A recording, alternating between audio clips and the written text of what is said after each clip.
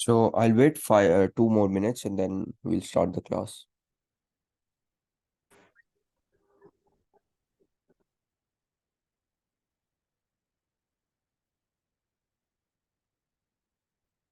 And I've muted you guys, so if you have any questions, you can ask me in the chat and I'll unmute you.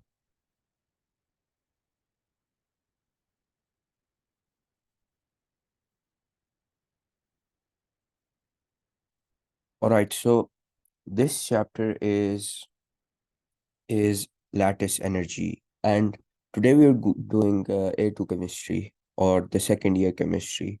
And I've said this before, you need to know both the first year and second year chemistry for imat. And the first chapter for A2 chemistry. Now, generally, A2 chemistry is much easier than AS chemistry.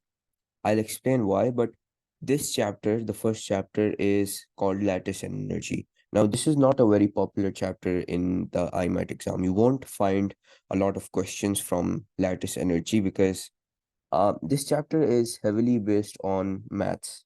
You'll get a lot of calculations, and because of this, since you don't get to use your calculators in the imat, you won't get a lot of questions from this chapter.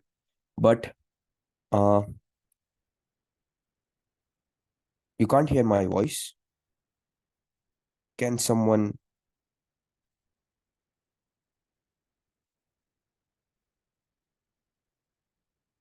can you guys hear my voice?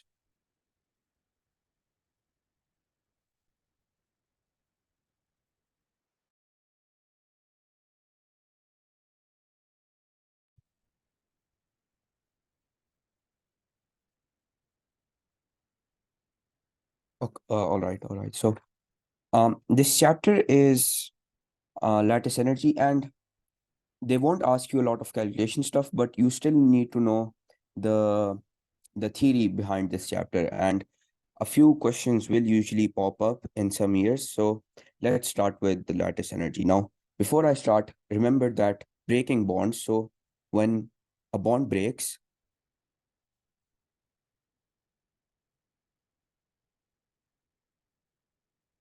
you guys can't hear my voice.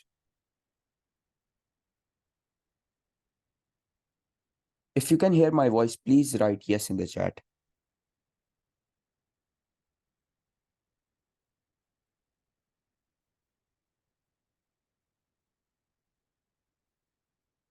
Yes, you can hear me. So I'm going to start now. So bond breaking is endothermic. By endothermic, I mean it's positive.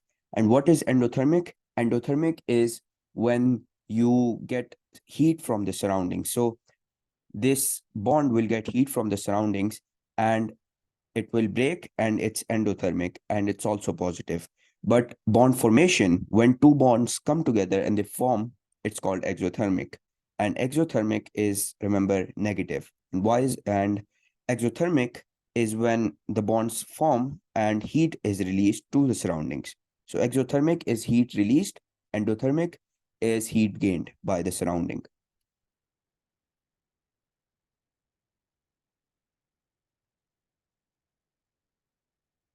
So for the people that can't hear my voice, please join again. Rejoin from the link. All right. So what is the enthalpy change of formation? Now, what is enthalpy in general? Enthalpy, you'll find this in physics as well as chemistry questions. Enthalpy is the measure of energy. All right. So enthalpy is measure of energy, and it's the enthalpy change, and the enthalpy change of formation is the enthalpy change when 1 mole of a compound is formed from its elements under standard conditions, and the reactants and products must be in their standard states. And remember, enthalpy change of formation, which is delta hf, you'll usually find it like this, is always exothermic. That means it's negative. And what is standard enthalpy change of atomization, or delta H ATM? you'll find it like this. It's the enthalpy change when 1 mole of gaseous atoms are formed from its elements under standard conditions. So when you form gaseous atoms as the product, it's called atomization, standard enthalpy change of atomization. And this is always endothermic.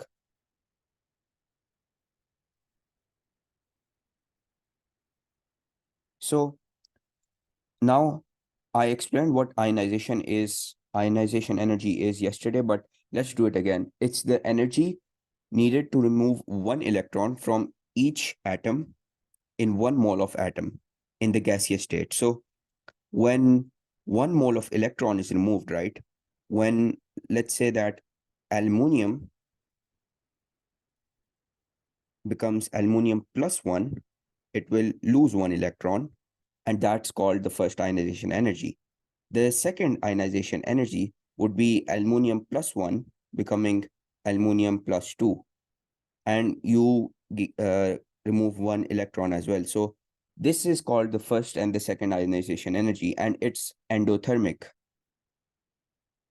In the exam, you'll mostly get questions like if atomization is endothermic, if formation is exothermic. You need to know all of these stuff. So ionization energy is endothermic, atomization is endothermic, formation is exothermic. All right. So what is electron affinity? Electron affinity is the enthalpy change, the energy when 1 mole of electron is added to 1 mole of gaseous atoms. So when an element gains electron, it's called atomization. So something like chlorine gaseous gaining 1 electron, it would become chlorine minus, right? This is called the first electron affinity.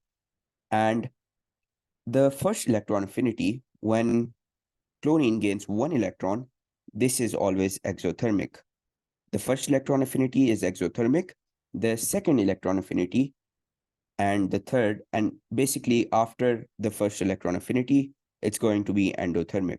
So the first electron affinity is exothermic, the second, third, fourth, fifth, doesn't matter how many comes after the first electron affinity, it would be endothermic. All right. So what is bond energy? Bond energy is the energy needed to break 1 mole of a particular bond in 1 mole of gaseous molecules. So bromine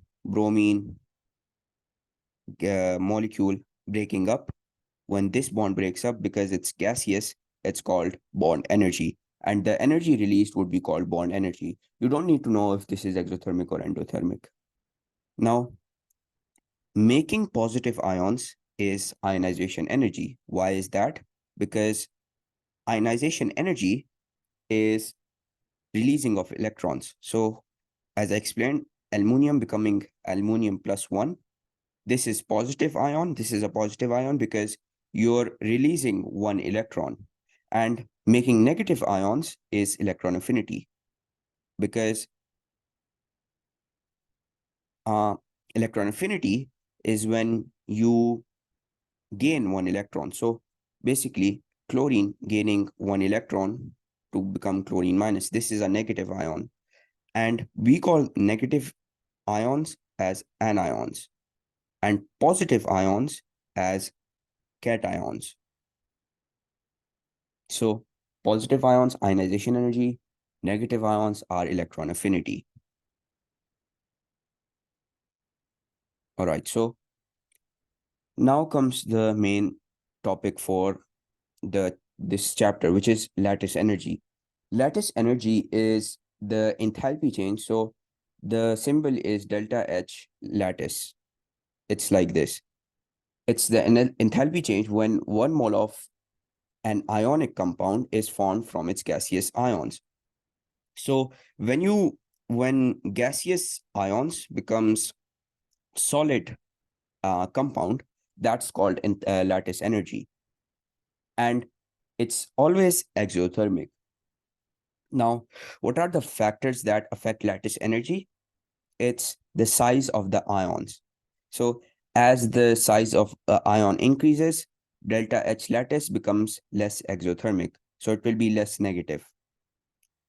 it will become more positive. And what do I mean by size of ion? So let's say I have this nucleus. These are electrons. So as the number of electrons increase, as the radius or the size of the the atom increases, the lattice energy would become less negative or less exothermic. And this is because there is less force of attraction between the nucleus or the positive ions and the outermost electrons.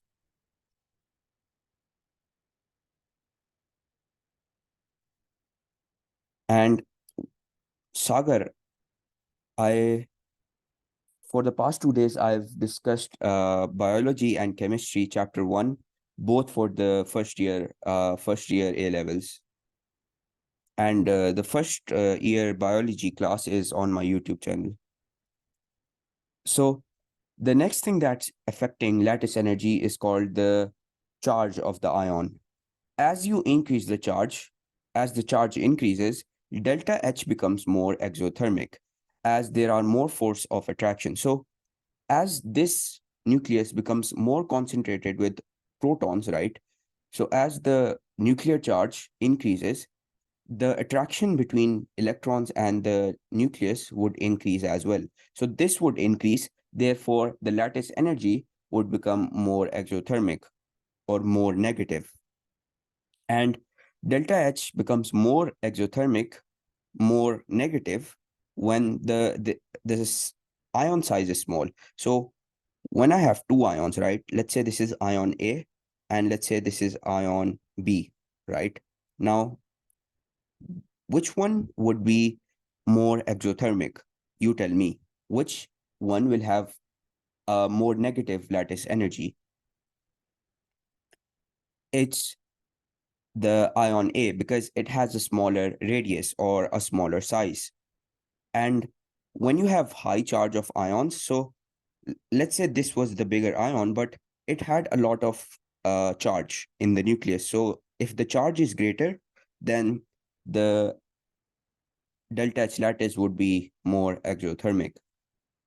Now, why am I explaining you lattice energy, even though the questions are not coming related to lattice energy? It's because of something called thermostability of group 2 carbonates.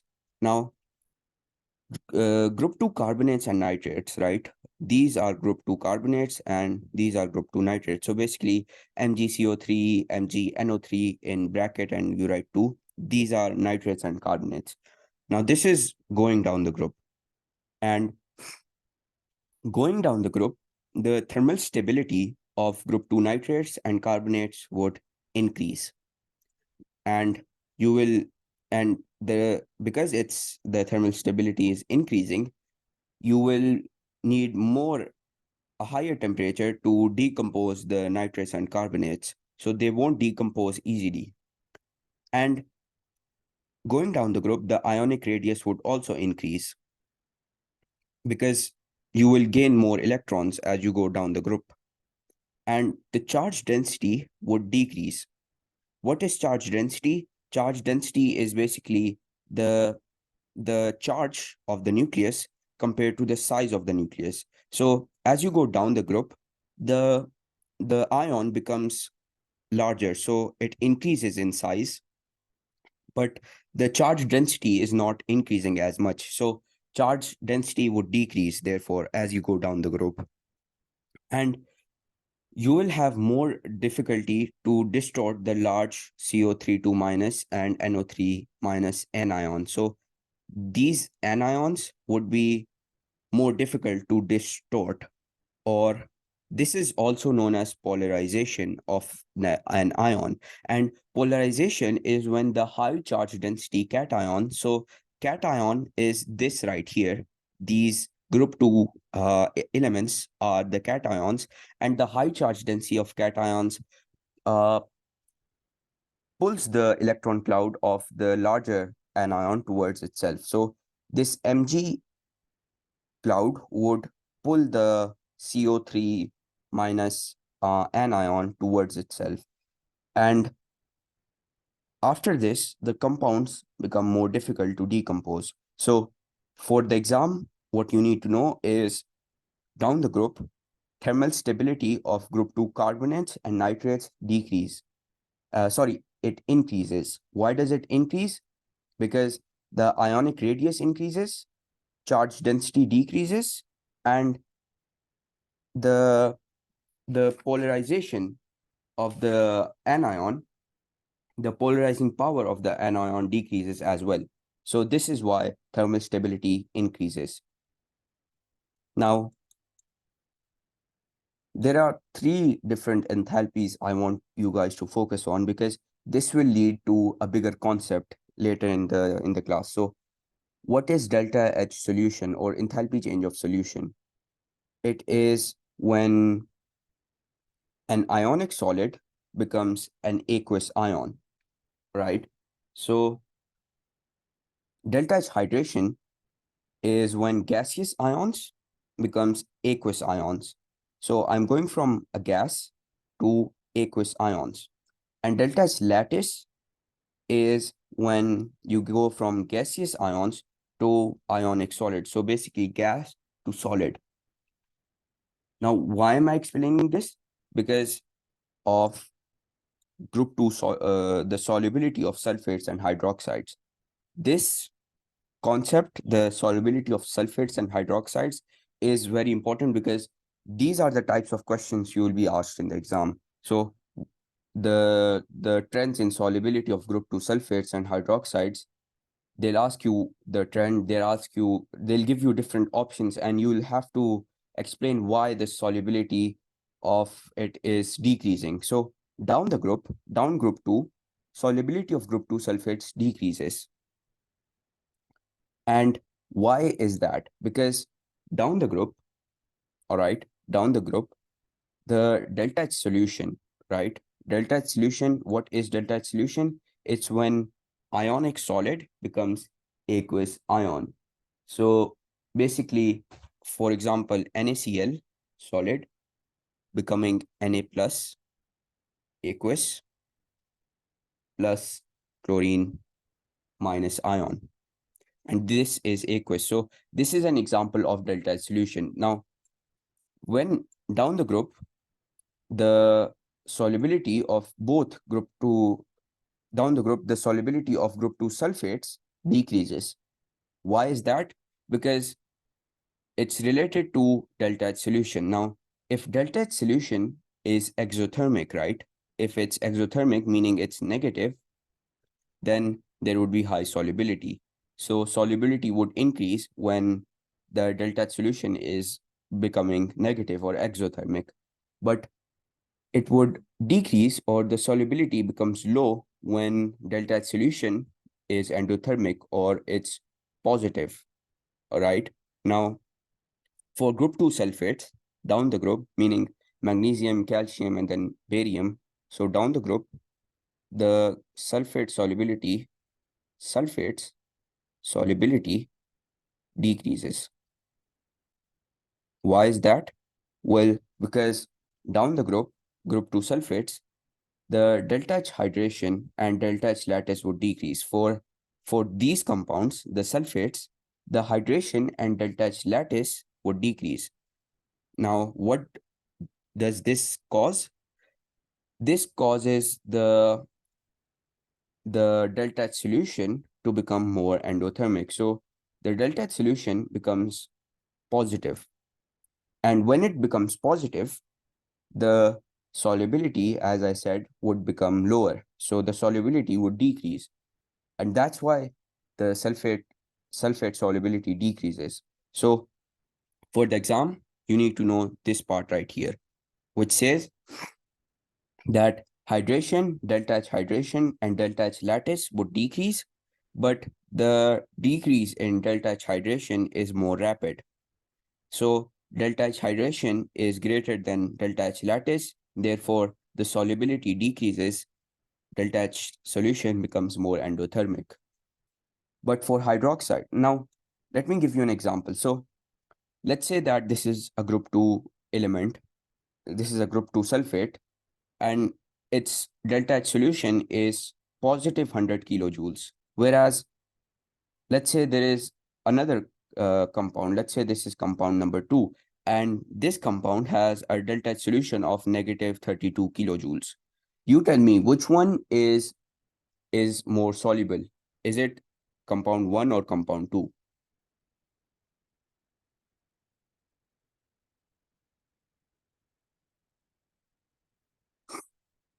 It's compound 2, because compound 2 is negative, or its delta H solution is exothermic. And when it's exothermic, the solubility would be, when delta H solution is exothermic, the solubility would be high. So this has high solubility. And delta H solution, for when it's positive or it's endo, the solubility would be low. All right.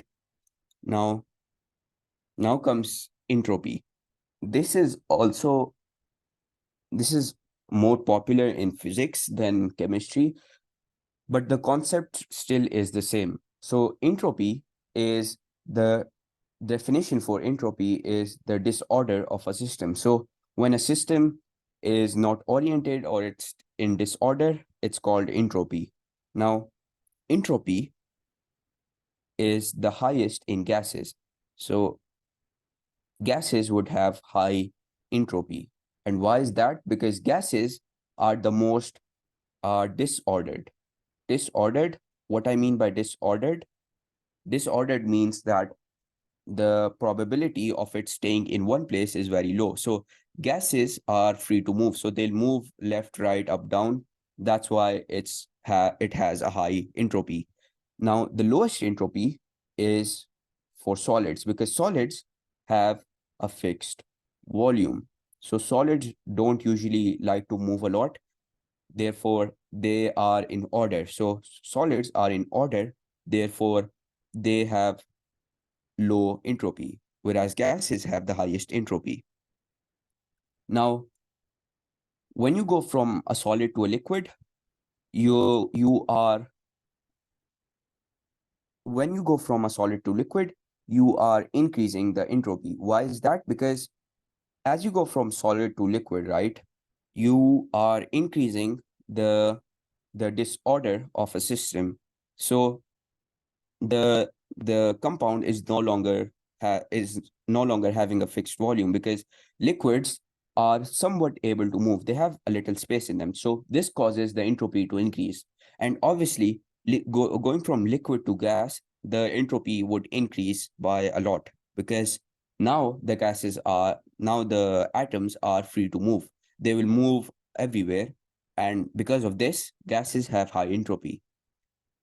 Now, what causes entropy to increase, right? What are the factors that increase entropy? So when you take, let's say you take salt and you add it into water, before the salt was solid, right? Now the salt is dissolved in water. So when you dissolve salt in water, you are increasing the entropy. So solute dissolving increases entropy. Whereas change of state, I explained this earlier as well. When you go from a solid to a liquid or from a liquid to a gas, you are increasing entropy. Decomposition is when you go from a solid to a gas. And because you are changing state, you are basically going from a solid to a gas. Decomposition also increases entropy. Now, increasing the temperature, because let's say I have a container, and this container has gas molecules. When I increase the temperature, when I put fire under this container, the gas molecules, the gas atoms would move much faster and more rapidly. So the disorder of the system is increasing. So increasing the temperature would also increase entropy. Now, this concept right here, which is entropy change. Entropy change is basically delta S. And what this concept says is that when you increase the number of molecules of a gas in a system, when the system has more gas molecules than any other state of matter, then the delta S entropy or entropy change, this is entropy change, right? Entropy change would be positive. It would be positive, and when it's positive, the entropy would be high. This will have high entropy. So let's say the system, let's say there is a system which has high number of gas molecules. It has high number of gas molecules. Therefore, this causes the entropy change to be positive. And because it's positive, the entropy would be high. Now, what do I mean by this? Let's do some examples. Let's say I have nitrogen and hydrogen making ammonia. Now, nitrogen is a gas, hydrogen is a gas, and I'm making a gas. So how many molecules do I have? How many gas molecules do I have in the reactants and in the products? So if my products have more number of molecules, if I'm increasing the number of molecules when I'm forming a product, then the delta S would be positive. And when it's positive, I will have high entropy. So right in the reactants, right, I have 3 moles of hydrogen gas and 1 mole. It's 1. When you don't see anything beside an element, it's always 1. So I have 1 mole of nitrogen gas and 3 moles of hydrogen gas. In total, I have 4 moles of gas. And in the products, right, I have a gas ammonia, which has 2 moles. So this right here is 2 moles. 2 moles.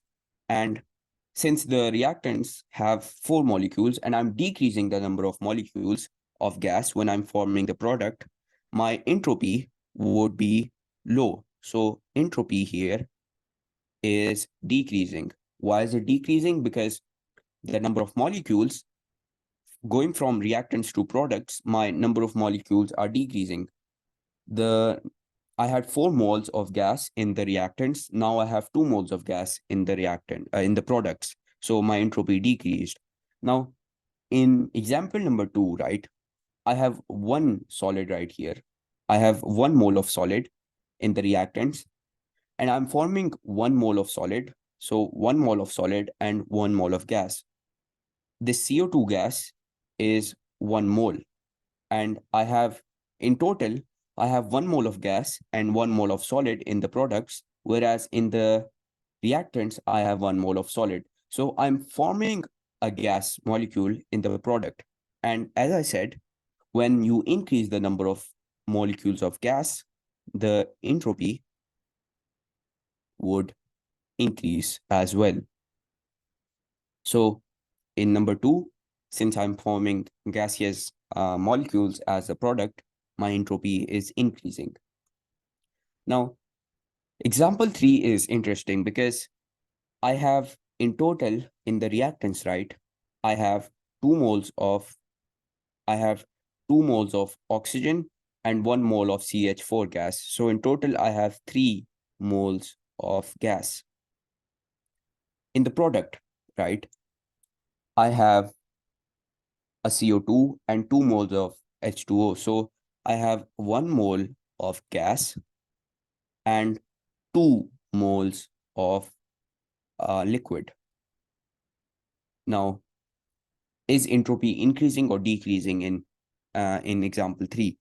Because I'm decreasing the number of molecules of gas, initially I had 3 moles of gas, now I have 1 mole of gas. Since the number of moles of gas are decreasing, my entropy in example 3 would also decrease. So it's all related to the number of molecules of gas. If gaseous molecules decrease, my entropy decreases. And when I form a liquid from a gas, so if the reactant is gas and the product is a liquid, my entropy would still decrease because gases, as I said earlier, gases have the highest entropy. So if I go from a solid to a gas, then my entropy is increasing because solids have low entropy, gases have high entropy. Similarly, going from a liquid to a gas, when I'm forming gas as the product from liquid as my reactants, the entropy would increase as well. Now, let's do one exam question before ending the class. Which one of the following is correct about the first and second electron affinity of oxygen? I'll give you guys 2-3 minutes to solve this. And if you can't, I'll solve it myself. This was from, I think it's from 2012 of imat. I don't remember the exact question, but it's from 2012, I think. So I'll give you 2 minutes to solve this question.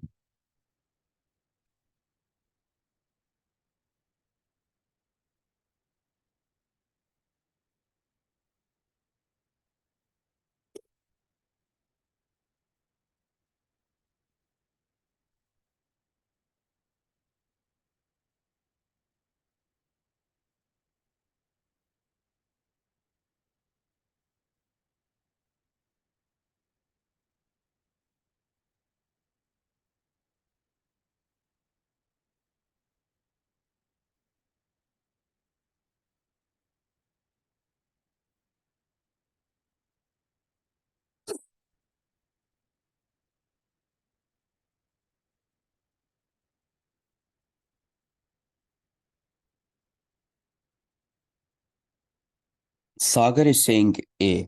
I don't know if it's A, but let's solve it. I didn't read the answers yet. D. Suleiman says D. Okay, so which one of the following is correct about the first and second electron affinity of oxygen? I explained this right at the beginning. So if I go back to the start, I told you guys that uh, electron affinity, right? Electron affinity of any compound, the first electron affinity is always exothermic. So the first electron affinity is always negative and it's exothermic. Whereas the second electron affinity, the third, the fourth, the fifth, I don't care what comes after the first. The second, third, fourth, fifth, all of the rest of the electron affinities would be endothermic, or basically it's going to be positive. So when I go back to the question, right? Yeah. So which one of the following is correct about the first and second electron affinity? The first, remember, will always be exothermic. The second, the third, the fourth, the fifth would be endothermic. So someone said A and someone said D. So let's do A first. Now, the first electron affinity is exothermic. The second would be endothermic. That's right. So A seems right, but let's read D first as well. So the first electron affinity is endothermic. No, this is wrong because the first electron affinity would be exothermic and the second would be endothermic. The third would also be endothermic, and so for the fourth, fifth, sixth. So the answer to this question is A.